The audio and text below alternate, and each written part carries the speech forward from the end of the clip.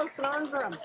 And how long has it been since it's been the Alison Arngrim Show live with me, as opposed to, hi, here's another rerun. I'll probably rerun this episode 8 million times because it's going to be awesome. So this is Alison Arngrim, the Alison Arngrim Show. And okay, some of you do know me as Evil Nellie Olson. Tonight, I'm Alison Arngrim, and it's the Alison Arngrim Show. And here on the Alison Arngrim Show, we talk about things that make you feel good, the TV shows and the movies that made us feel good, and the people who made them, and people who are doing things right now to make the world a better and more interesting place. And I have I'm excited. I have like a giant, massive, huge movie star. I have and stage star. I have a huge star on my show tonight. It is always fun, who is doing really interesting and amazing things. And yes, it's like, oh, shut up. You do not have Dinah Manoff on your show. I do. Yes, as in Grease, as in Soap, as in Emptiness. Yes, actually, Dinah Manoff. She has written a book. She has written a book. And you're like, oh, an autobiography? No. Except maybe, kind of slightly, possibly. Well, she knows the territory. Let's just say that. Everybody, please welcome Dinah Manoff. Thank you for having me, Alison. Thank you so much for coming. Yes, this is just wild. I mean, as we said, during the strike, so many people are like, well, I can't do any talk shows right now. I can't actually discuss anything I'm doing. I can come and talk about my dog. It was murder. But we held on. And now we can talk about everything, because I know I have some of my fans are just squeeing right now. I was a huge fan of Soap. People are going, oh my God, Grease. Oh my God, everything. There's just people flipping out right now. So there you are. Well, thank you. I'm kind of flipping out because I loved you. I mean, I love to hate you in Little House on the Prairie. And I always think playing the villain is the most fun thing. Anyway, I don't know how it was as a child to play a villain, but as a grown-up, it's certainly the more fun role. I think it is. I was a fan of villains as a kid. I was just telling someone in an interview this morning, I watched Peter Pan and I thought Captain Hook was cool. There's something wrong with you. I'm sorry to tell you. Something wrong with me. But I was like, oh, cool, I'm the villain. So no, I thought it was a blast at 12, like, ooh, I'm the bad guy. But yes, no, it was a great part. I enjoyed it enormously. So I'm always happy when people enjoyed hating me. That's always good. Yeah. So you grew up in a showbiz family. I had a similar thing. My father was on Broadway, was a manager. My mother was Casper the Friendly Ghost. Big voiceover person. I know your mom was Casper. I mean, she was a bunch of people. She was Gumby and Sweet Polly Pyramid and whatnot. But I grew up in a showbiz family, and we were all kind of hanging around the same places at the same time. We're all in New York in the early 60s and then out in LA. It was all the same kind of area. So it's a weird place to grow up. It's like, when people ask Carrie Fisher, what's it like to grow up with famous parents? She's like, I don't know. What's it like to not grow up with famous parents? How do you explain that whole thing of when you're growing up in a New York, Hollywood environment? Your mom is Lee Graham. Hello.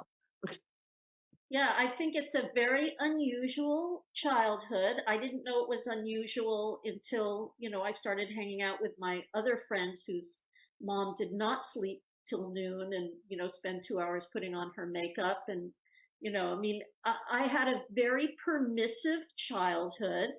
I, often would fall asleep when we were living in New York. I would often fall asleep in my mom's dressing room at the theater or in the booth at the Russian tea room. And, I met really interesting people, but I didn't know they were interesting until, I grew up and looked back and, like Oscar Levant was over at the house all the time, and, Michael Douglas and Brenda Vaccaro. And I mean, there were really, Warren Beatty, and there were really interesting people at the house. And so, I wouldn't trade on any of that. I wouldn't call it the most stable upbringing a person could have. Yes. I think that I very much have parented in reaction to the parents. I make a lot of French toast and pancakes and get up early, but yeah, I wouldn't trade on it, and I bet you wouldn't either. I'm just sitting here kind of going, ditto, ditto, ditto, ditto. Get completely wacky, but I mean, I met all the most interesting people and went in more interesting places. And as an adult, I go, oh, that's probably not a good idea. But the other part with the interesting people, yeah, that was great. Yeah, yeah. And the book that I wrote, The Real True Hollywood Story of Jackie Gold, Jackie, like me, is raised in Malibu Colony. When I was 8, my mother got a role in Peyton Place. Had just What? gotten off the blacklist. She was blacklisted for many years, and her first As role, with your dad, that's like yeah, you are also part of a huge part of American history and cinematic history, and that your parents went through the whole blacklisting phenomenon. yeah, that was a whole other, that's a whole other story That's for another book. another That is podcast. an entire other, several books that you can Right. write on it. Yeah. Right. But that childhood in Malibu Colony is very particular and unique and funny. And I really enjoyed writing from those memories, even though Jackie Gold is not me and is not a memoir. As you said in the introduction, it draws on, the world I grew up in and the world that I know, and hopefully tells a tale in a really funny, entertaining way. The part I read was marvelous, and you've gotten great reviews. I mean, have you gotten, though? I mean, the sort of Carrie Fisher comparisons of like, yes, it's a novel, but gosh, a lot of this is close to you. Yeah, not really, because once you leave you jump off from the upbringing from the colony. It's not my story at all. Jackie really has her own story. Her mother is definitely not my mother. My mother was present and accounted for. Jackie's mother, is a waitress at the Colony Coffee Shop, and was loosely based on this story I had heard as a kid about the Colony Coffee Shop waitress marrying the rich guy in the colony. And I thought, oh God, that's so juicy. I got to work with that. And that's so while the feelings are very similar, and Alison, I'm sure you'll identify with a lot of the insecurities and Mhm. fears about acting and feeling like a fraud and hating the rejection. I a lot of that is in there, and a lot of that was true for me as well as for Jackie. But other than that, it's really her story. And it opens, I mean, with a marvelous whole thing. It's about a lot of it about the overly aggressive new world of paparazzi that we've gone into, Right. where it's just never mind the telephoto lens, let's just walk straight into your house with our cell phones and our phones, and it's just nonstop, to the point that people have had horrible things happen to them. And this is sort of the ultimate, like, dark, warped conclusion of what happens to this character. Yes, Jackie tells her story from the hospital bed where she's lying in a coma after jumping off a balcony to escape the paparazzi. And, that's not funny, but But, but but I it's think it's funny. when I was reading it, I was cracking up. So yeah. But the germ of that happened for me when, back when I was on a television series on Empty Nest. And the paparazzi, and I'm sure you had the same thing, they'd write silly stuff sometimes and dig up stuff, but it was very harmless. But when my first son was born, one of these guys from the Inquirer showed up at my front door Oh, ew, ah, to ooh. question my son's paternity. What? And What? I went, as only a mama bear can protecting her cub, I went crazy on him. I chased him off my property. I called a lawyer. I said, I don't know what they're after, but, I'm feeling really invaded here. And it wasn't long before that Princess Diana had been killed in the tunnel by the paparazzi. Jeez. While I did not feel like I was going to die, I sure felt invaded. And it started the idea for me of writing about, what if there was this big star, like, in my mind, it was like Demi Moore or Lindsay Lohan or Britney Spears, one of those girls who was constantly trailed and tortured by the paparazzi. And in those days, as you know, Allison, the tabloids were where all the gossip was. There was no TMZ, there weren't Right. so, so the tabloids had that tremendous power. And you used to have time. I was explaining this to a young person. I said, okay, in my day, you had the tabloids, you had the Inquirer, and they put the Inquirer to bed on Thursday night, and it technically came out on Sunday. It was usually like a week ahead by the date, but that was the basic cycle. So if you did something on, say, Monday, you fell down coming out of a bar, and they maybe if they really liked you, you've done a lot of articles, they call your publicist or your manager and say, look, we have the story we're going to run with. You'd have until like 7 o'clock Thursday evening for your manager or publicist to talk them out of it or offer them an exclusive to another story to get them to not do it, to come out on Sunday.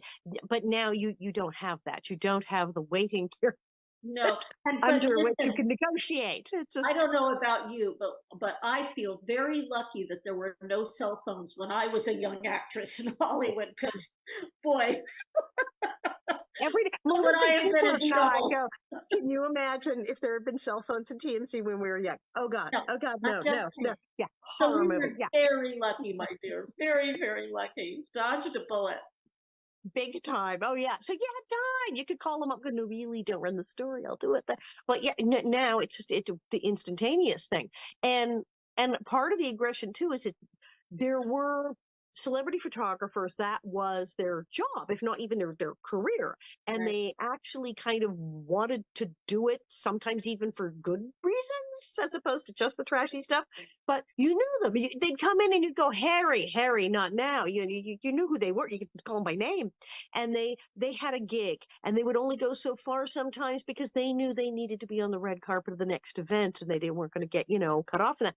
But there was a shift, and a part of it was the phone thing, where some of the tabloids, certainly TMZ, hired these just young guys, kids recently arrived from other countries, people who had never been a photographer, did not work for paparazzi, had no career aspirations other than paying the rent, to simply get out. If you bring me a photo of this celebrity, we'll pay you. The Well, it end. was like Cut and dry. guerrilla warfare. It was Exactly, guerrilla exactly. I mean, they would climb over anybody and anything to get the shot. And because there was so much money involved, I mean, I was just watching the episode of The Crown, before Oh my they God, right? take out that lovely Princess Diana, and it's horrifying. But anyway, my book is really funny. I mean, it opens, it's a little dark, and then you go, yeah, but this happens, and then yes, it's her recollections, and it is so Hollywood and all of those elements, and but then also the emotions of what happens if you're a real person and you're living that. What Right. do you when you're lying in the hospital bed going, how did I get here? What Yeah. what you would start thinking about. Yeah. And also I want to just mention that we just finished the Audible version. It just came out 3 weeks ago. So, if you want to hear it read by me, with a cast of about 10 other actors, because I started reading the Audible by myself and I realized that I didn't actually have a talent for playing 10 other characters. I just couldn't do it. I'm shocked because why would you not? I mean, Because vocally, I mean, I didn't understand what that job was. I'd never done it before, and it's really hard. yeah, it's really hard, and I was not prepared to learn it. So I just cast it, with local talent that I work with here, and a couple of working actors from here, and we went into a little studio where I live, on an island near Seattle, and we sent all the recordings to the distributor in LA, and he put it all together. So it's really like a radio play. It's really Okay, fun. this is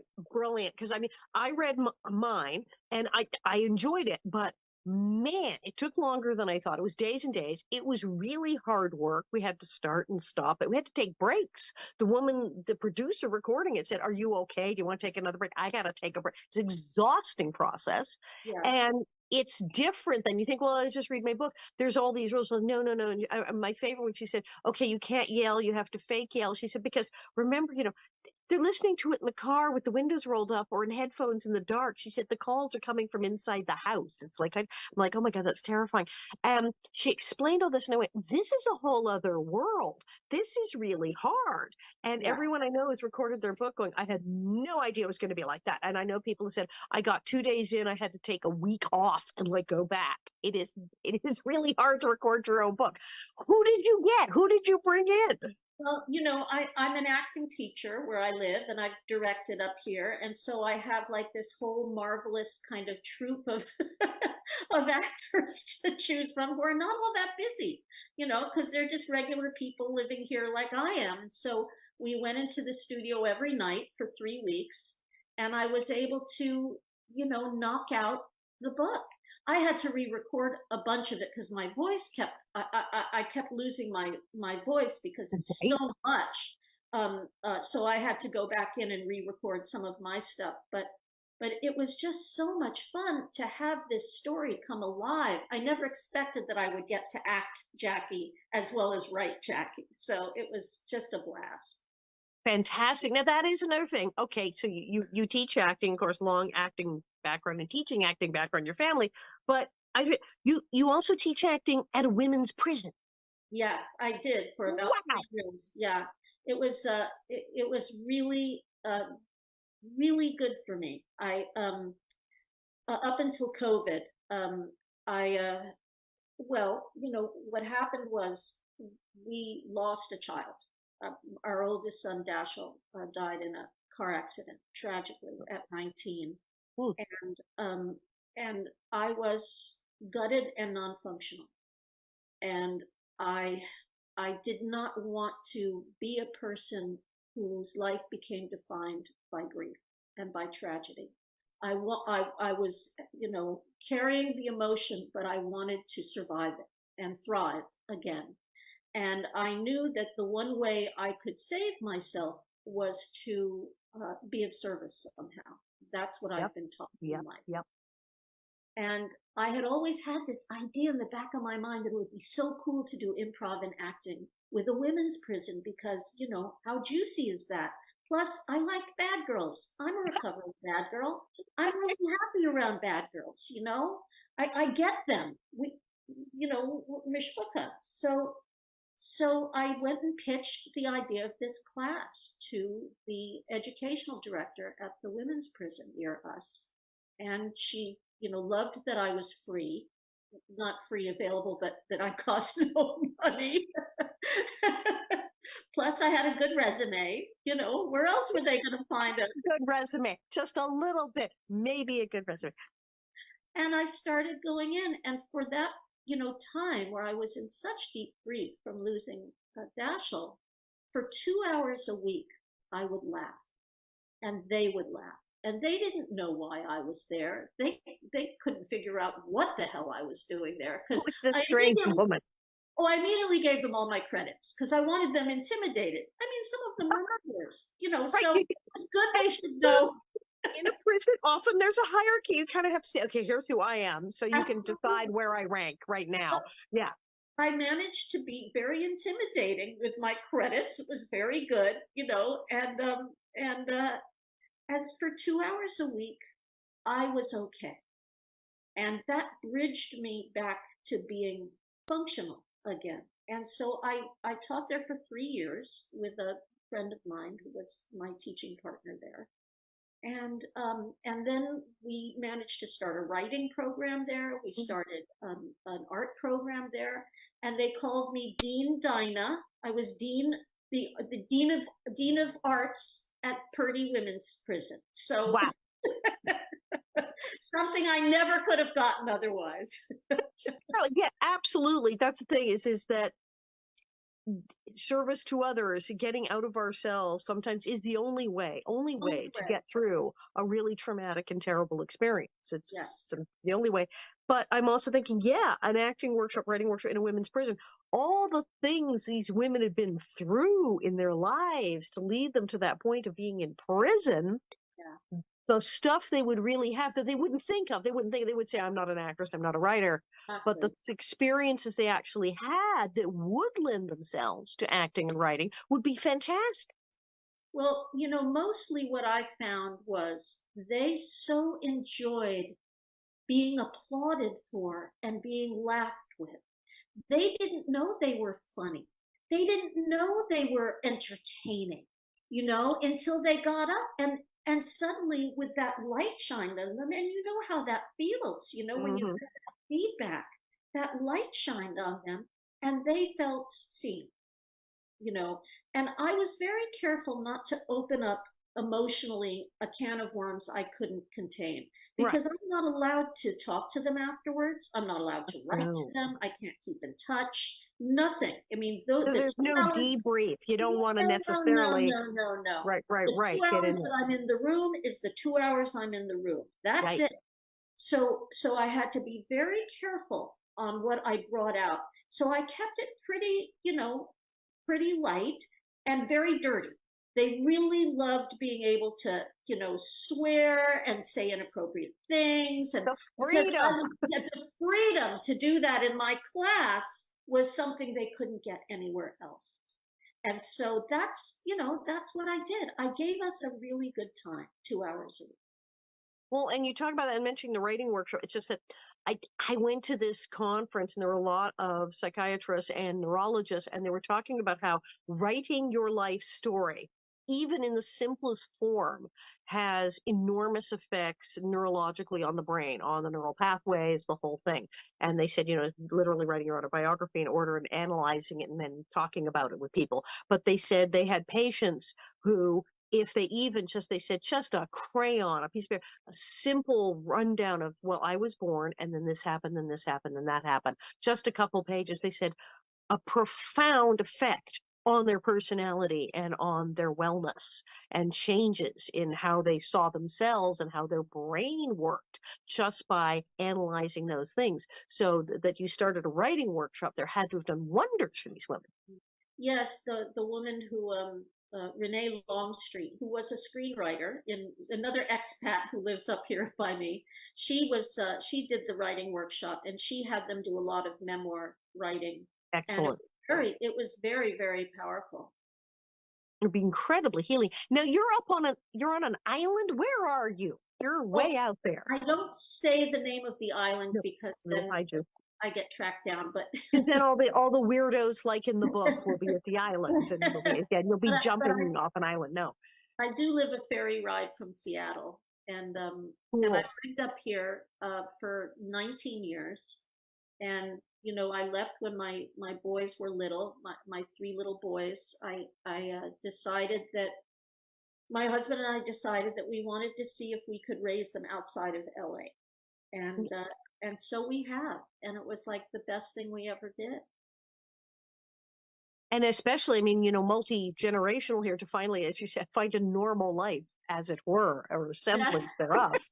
Well, I have tried as hard as I can to have like a normal quote unquote life up here. Now, however, of all you've been through, I mean, do you look back, and you started relatively young? How old were you when you started in acting, stage or TV? 17.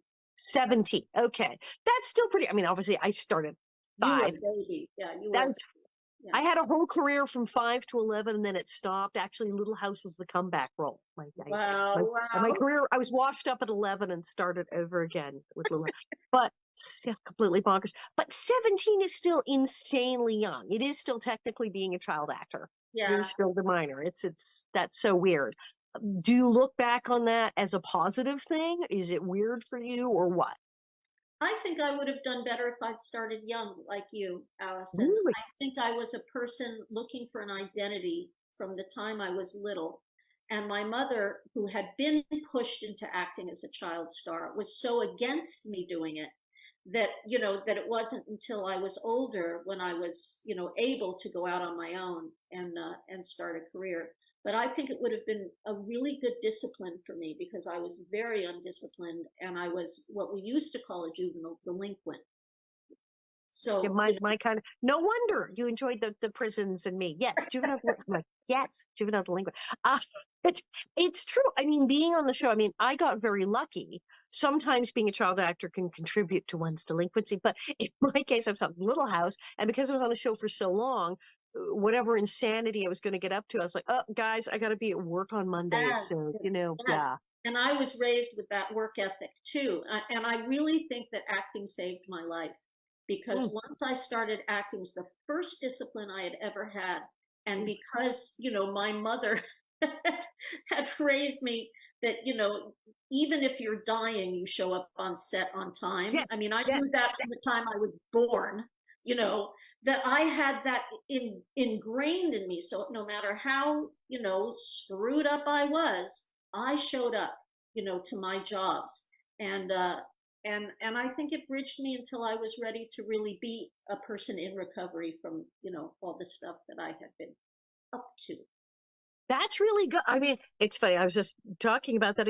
I was in New York and I was going from New York to Rochester doing my show, and my booker was coming, and I went and picked the flights. And he's like, "Why are we up this early? We don't have to be there until." He's like, "You and your damn child star work ethic." And of course, I was right because a big storm came in later, and we'd have never gotten there. We'd not That's left at the right. crack of dawn. Like I Yeah, told him. well, I remember when my mother, who had terrible migraines, I mean, the worst, debilitating migraines, and she would be throwing up and getting in the car to go to work. And then she'd be at work with the bucket next to her. There was never a question about whether or not she was going to go in or not. It was just a matter of doing it. That is the thing. And people, they forget that is the showbiz working with it. Show must go on. And people who aren't in show business and go, well, actors have it easy. It's like, yeah, you can't call in sick and have someone cover your shift. Right. You're just there.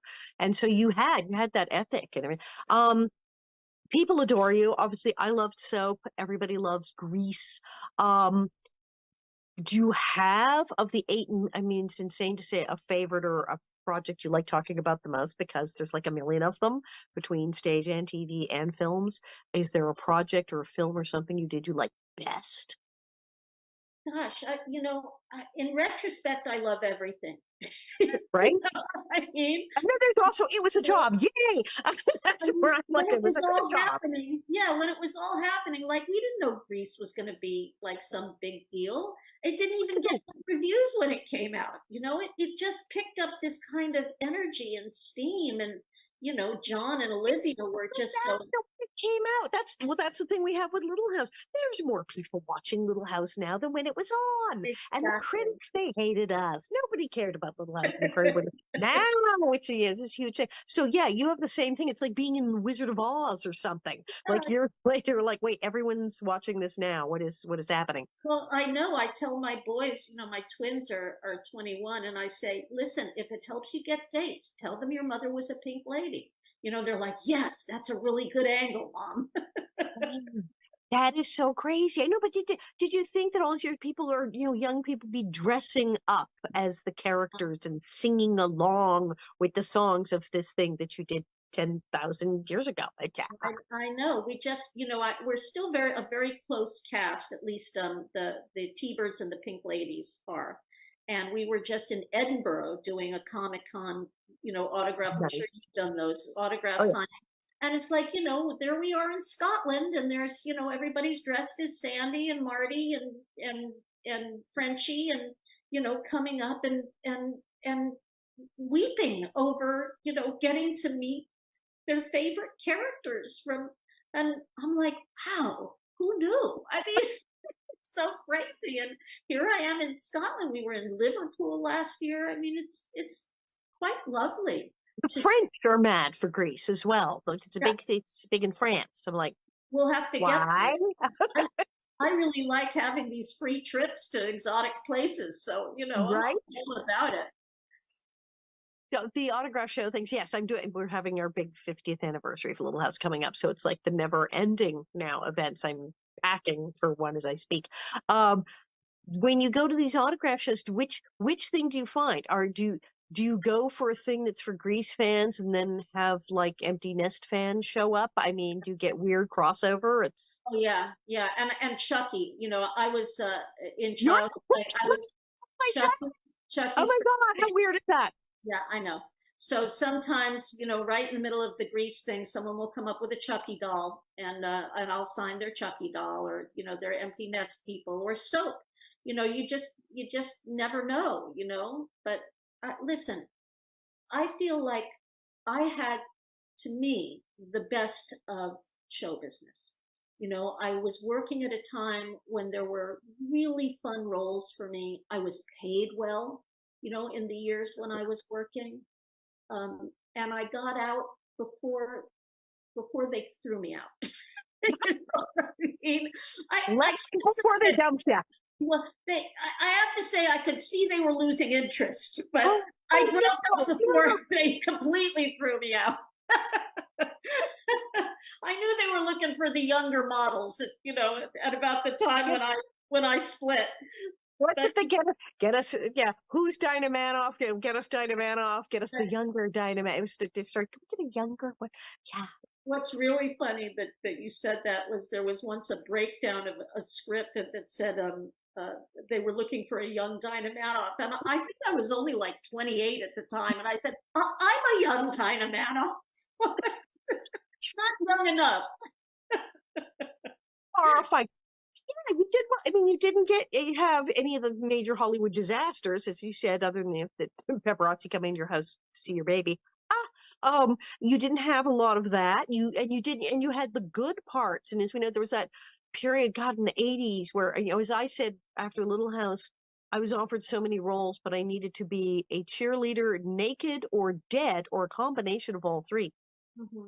Yeah. And it was just like a weird period. And I'm like, ooh, and you've been so lucky. You've had such great roles. You've had like the good parts. Yeah, I did get some very good roles, but it seems to like I did a lot, but back then it just felt to me like I was always just auditioning for months and months and months, and then I'd get 3 weeks on something. You know how that is. Like Right. I did the film Ordinary People. I Huge. shot I shot one day on that. There's one day. I shot one day. I rehearsed one day. I shot one day. I flew home. But looks really good on my resume. Like I worked with people. Like she worked for 6 months on ordering. It was a day's work. So empty nest was that was a run. Like you That had was steady every that week. was Yeah. that was 7 years of really good, well paid, showing up to work with a brilliant hiatus time, to do whatever the hell I wanted for a few months. That was, but that's the only time I had that kind of consistency. Well, you were very lucky because a series, and I mean, series can be a grind. It can be very hard after several years. So it was lucky that you were on that one. But yeah, people don't realize what thing they do will resonate. Singers have no idea which of their songs is going to become the weird hit that 30 years later everyone's going to insist they sing. None of us on Little House knew that it would be like this 50 years later. You had no idea. Nobody, while they were making Grease, said, "Yeah, we're going to be going to Edinburgh." Yeah, To discuss this in the 21st century. It's how weird is that for actors? I mean, when we're next, do we ever think that this is the show, this is the movie that's going to resonate with people? Do we ever know which is the one? Is it always like the one from left field? Because I never seem to know that the one it's going to be. I'd never known. The first time I saw Ordinary People, at a screening before it was released, I went, ugh, no one's going to watch this. This is the most depressing I've ever seen. Clearly, I have no idea. And then I did two movies back to back. I did one called Bloodhounds of Broadway, which starred Madonna and Randy Quaid and Jennifer Grey and Matt Dillon, all hot, hot stars at the time. And right after, and I was paid like nothing for it. But then I also did Child's Play, which paid my bills for the year. And I thought no one will see Child's Play. It's this little, it's this little horror film, and everybody's going to be knocked out by Bloodhounds of Broadway. Well, Bloodhounds of Broadway went straight to the video store. No one cared. Yeah, huge stars. Child's Play was the #1 film that year. I mean, what do I know? I have no clue. This seems to be the formula for everyone. It was the Michael Landon told people, long after we're gone, they'll be watching this show, and everyone said he's crazy. He's crazy. No one believes it. No one believed this. And so, no, I don't think we know. And I think of all the projects. I remember there were projects I offered. I was turned down. That was going to be big. It's gone. It's got nobody. It didn't get made. It just it astounds me. Um, but so you've written this book and you've gone with a novel. Now you've not done an autobiography at this point. No, I don't. No. My mother wrote an autobiography Yes.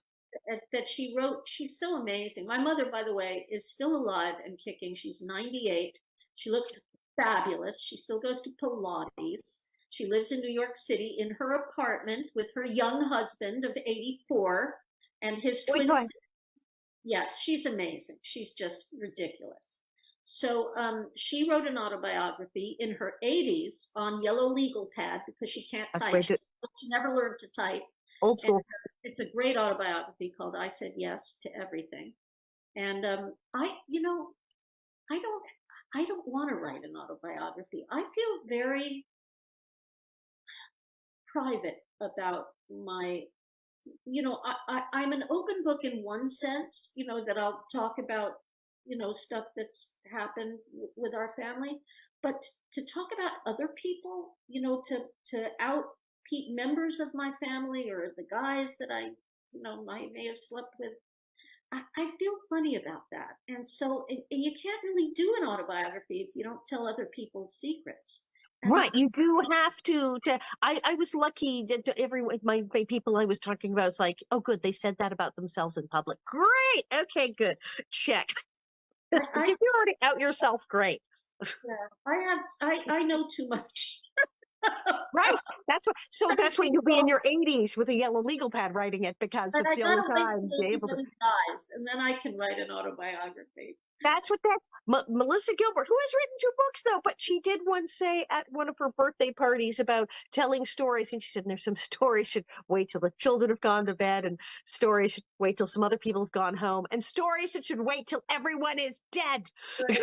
Exactly. And there's stuff, frankly, that I don't want my kids to read. I Right. want them to just see me as mom. They don't need to know all the stuff that led up to mom being mom. Yeah, it's a lot. So you went with a novel. Now, obviously, your writing workshops and acting workshops. How much had you written before? Well, I've always written. Right. I never had the discipline to be a writer.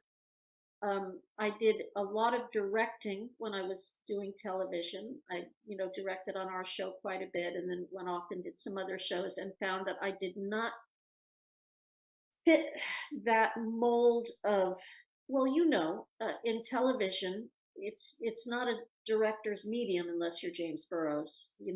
It's the network's medium. And I was not good at taking network notes.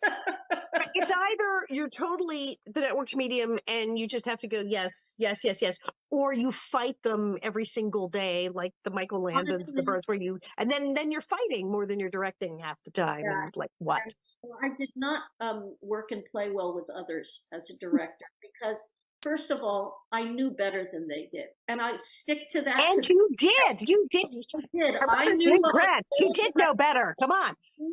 funny, and they did, and it drove me crazy. So, as an actor, I could get away with my spin on things, but as a director, when I would find myself arguing with the people who were going to fire me for it. So there you go. It That was would make it hard.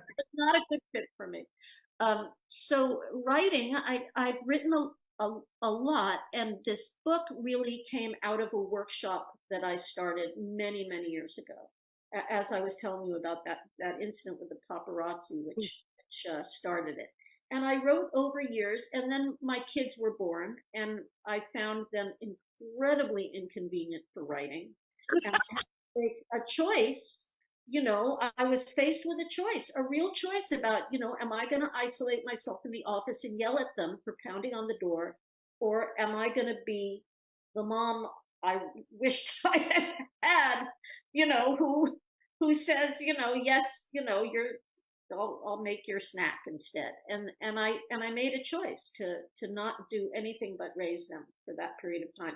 I mean, I taught acting and I did other stuff, but but But you concentrate. left the house. You did things when you were like would leave and come back. And Yeah. So um so then when they were in high school, I went back to the book and I went back to working on it, and and sent it out, got rejected, put it away, sent it out, got rejected, put it away. And then I didn't tell you this, but I'm a horseback rider. I ride horses all week. In addition to everything else, you also, yeah, okay. Horses is my thing. I love horses. I've had many horses and I ride them. Anyway, the horse I had 3 years ago kicked me in the leg and shattered my leg. And I was laid up and I couldn't go anywhere or do anything. And so I brought the book back out of my files and I said, okay, this is what's in front of me. And I did another draft. I sent it out. And for the first time, I sent it out to independent publishers. And I got 2 offers on it. So that's how it happened. I just kept, doing it. And I was lucky enough to get a really good publisher and editor. Yeah. And it has to be like the right time, the right place. I mean, my autobiography, I talked about writing a book for I don't know how long and had people say, well, you should. I love the title of your book. Confessions of a Prairie Bitch, How I Survived Nellie Elsie. I wish it was the title of my memoir when I write it. I don't think anyone can compete with that. It's yeah. Well, there was someone had an autobiography out, and it was actually just called Bitch, and I was like, darn, they took that one. But that was the thing. People said, oh, are you going to write a book? And it's just years, and then it was time. I was doing the one woman show, and it came out of that. I was doing stand up and doing the one woman show, and then met an agent who said, is there a book to go with this? Oh wait, yes, there is, and things gel and happen. And like I said, you were laid up. It's like nowhere to go except write the book. And that was it, and I still do writing workshop. I try and go almost every morning to this kind of collective on Zoom that I'm part of, and I'm working on another piece now. But mostly I ride horses, fold laundry, and cook soup. That's really pretty much what I do. So we always ask this because, someone who started in the business so young and had a family in show business and anything. So what advice would you give a young person looking to go into show business, whether it be writing or acting?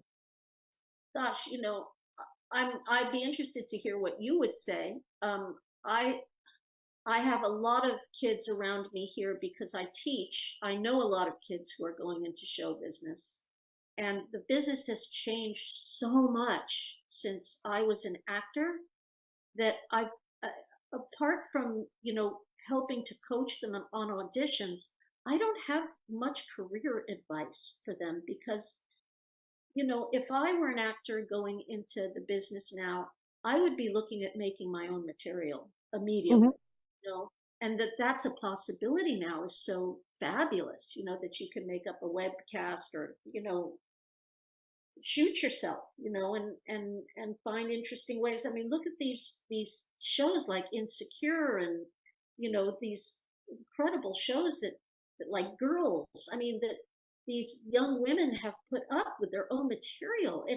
That's what I would be doing, I did see one kid here, Oliver Rowland, who was in a community theater piece here, and he was so talented that I went up to him afterwards and I said, if you decide you want to go to work, you tell me because I'll send you to some people. And I did send him to some people in New York. But you see someone like that. Dove Cameron was one of my students here. She wasn't called Dove Cameron then; she changed her name. But she was another one who I saw. Oh, this girl's going to work. When you see it, you go, oh, they've got what it takes to work. But it is weird now because a lot of the stuff for young people has become sort of a machine. I mean, in the old days, even if you were a teen star, you did the show, and then after the show had been on for a while, maybe you did a pop record thing, a teen idol thing. But now, if you're on a show that's like a Disney or Nickelodeon the show, you're recording the album while you're taping the episodes. The thing hasn't aired yet, and you're getting the album in the can, they're also designing the cologne and the doll of you and Yes, the that whole lunchbox branding shit is so simultaneously before the thing's aired. terrible. So they've already decided that you're like a hit and that you finish shooting, the show starts airing, the second episode's airing, you're on tour for the album you record, and it's like there was no waiting period to see if this was going to work and like if they're going to watch it. You're on this track, and that's really weird. I don't know how you like live like through that. What happens to your brain if you have to do that? I don't know. I never had that kind of ambition. I was never ambitious that way. I mean, I loved going to work, and I liked making money and paying my rent, but I didn't have that kind of career. I wasn't driven ever. Um, uh, and so that would not have been, that wouldn't have been a track I would have been comfortable on. Even now, even, with the book, even with, I love sitting down and talking to you because like, I feel like you're someone I can really talk to, but I find the self-promotional stuff really hard, you know, it's a whole other job. It's like writing the book, and then there's doing the reading of the book, and then there's the doing the promotion of the book. It's a whole other gig, like thrown on top. yeah, and the Instagram thing and so I have a friend who knows how to do all that and she helps me with it. But for me it's just like, oh, it just makes me sleepy, I just like doing the fun. I just stay in rehearsal forever. If I could, I would just be in my office writing or in rehearsal and I would never have to, show anybody anything and I could just stay in my little, safe spot. Don't actually have to open the show or film the thing. Just yeah. Well, and that's the thing is I don't know how for a young person it's like, can you have a career now where you just have roles? You're not like a creation. You just have like roles where you play different people and maybe it works. Yeah. Is that a I thing you don't can even know. do that? Is that a thing you can do? I don't know. You'll have to have somebody very young and, popular on your show and ask them these questions like Doug. Yes. Can you do that? Can you just have regular like acting jobs? I don't know. It's all gotten so incredibly weird. All right. So where do we get the book? Where do we get the book? And we can listen to the book. We can read the book. Where do we get the book? The book's called The Real True Hollywood Story of Jackie Gold. Oh, I want to read what Jackie Gold. Jamie Lee Curtis said about my book. It's I the blurb. There's like 5 pages of celebrity review blurbs here. Oh, Everyone. I hit up everybody I could. You hit them all. I know. I called I everyone would too. have hit up you if I'd known you. Right? Said, it's a brilliant rewinding of the life of Hollywood blitz, grit, gluttony, and nose jobs. Thank you, Jamie Lee. And you can get the book at on Amazon, of course, or you can go to your local bookstore and ask them to order it for you if you want to give them the business. And it's on Audible and at Amazon. And I love knowing that people are going to read it and I love hearing feedback about it. So And I'm kind of interested now in getting the Audible. Usually I read, I go, oh, okay, Audible. But the fact that you cast it with all that you said, I can't be all these other people. You cast actors to come in and play the other characters. yeah. Now I want to listen to the thing because it's a radio play. Yeah, it's really fun. I think you'll enjoy it. Yeah. All right. Am I going to recognize any of the characters? Are there any characters that sort of conspicuously seem like they might be actual real people in Hollywood? So there are some people who are like compilations of, a few people. There's a I had one ex-boyfriend who shall remain nameless, who I used a direct line from him. Um, and the line in the book is um, her boyfriend breaks up with her and he says to her, if someone were to hold a gun to my head and tell me I had to be in a serious relationship, it would be with you. And that was actually said to me. So I actually did call him when the book came out. I said, look for yourself. Yeah, but no, I was very good about, disguising, people. And I don't think anybody is directly someone else. Everybody's kind of like a hodgepodge. But I think people who certainly know Hollywood will read it and go, accurate enough. They will spot the bits and pieces. I'm looking forward to, because just the part I read of the paparazzi bursting in and her getting out on the balcony and then going, oh well. I think you in particular will have great fun with it because we share such a similar history together. All right. Well, thank you. Thank you for coming on. This is fantastic. Don't let the horses kick you anymore. Don't do that again. I don't Um, let stay well, write more books. it. This is fabulous. I'm so happy to meet you and have you on here and talk to you. And you are as hilarious as I suspected you would be. Well, you And have I can't to wait to read your book. come do your one woman show up in Seattle so I can come and meet you. Oh, okay. I played Seattle before. I'm a big hit there. I shall have to come back. All right, then.